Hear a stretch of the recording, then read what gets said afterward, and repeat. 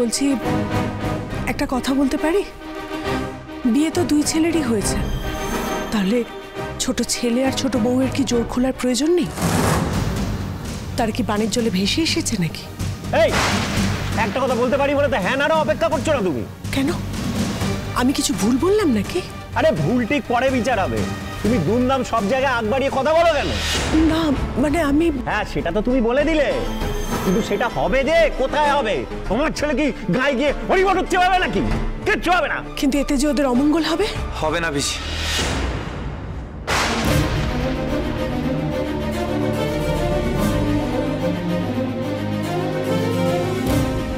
কোনো অমঙ্গল হবে না। আমি সুদীপাকে নিয়ে মন্দিরে যাব আর পুরোহিতের সাথে কথা বলে সব ব্যবস্থা করে নেব। দেবী মায়ের সামনে যখন বিয়ে হয়েছে তখন ওনার সামনে সব নিয়ম পালন হবে, কোনো কিছু বৃথা যাবে না।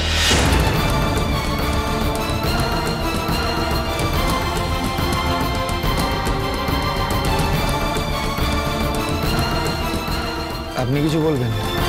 আমাদের সব নিয়ম তো মানা হয়নি, তাই আপনাকে তো কষ্ট না করলেও চলবে। ধরে নিন আমি নিয়ম মানতে চাই।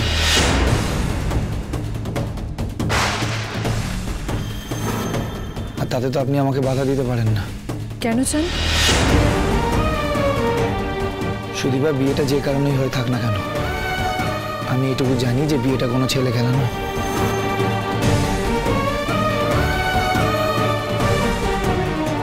আর বিয়ে তো আপনিও আমাকে করেছেন, তাই আপনাকেও আমার সাথে এই নিয়মটা মানতে হবে। বেশ, তাহলে আমরাও মন্দিরে গিয়ে এসব করি।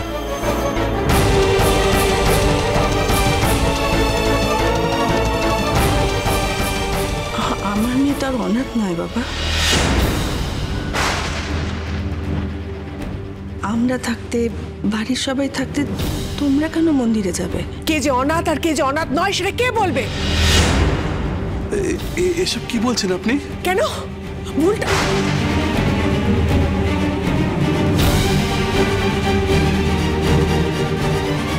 মাথার উপর ভগবান আছেন, তিনি সব জানেন।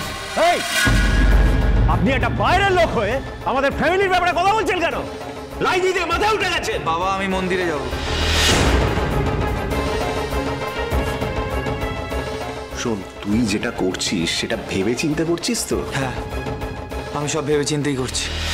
এত যে তোমার সবকিছুতে তোমাকে এরকম করতেই হবে আদিত্য? আমার আর কিছু বলার নেই। অব্র, বোন পাতিয়ে কাউকে এই বাড়িতে এনেছো, বেশ করেছো। এখন বাড়াবাড়ি করো না। আমি যা করছি ভেবে চিন্তে করছি। আমি যেটা বললাম সেটা করবে।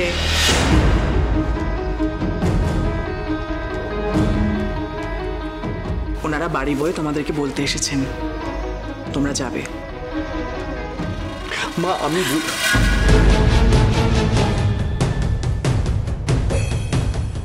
এটা আমার আদেশ।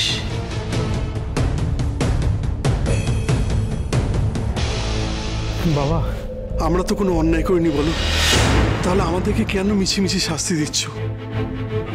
ও অভ্র, এরম করিস না বাবা, যা।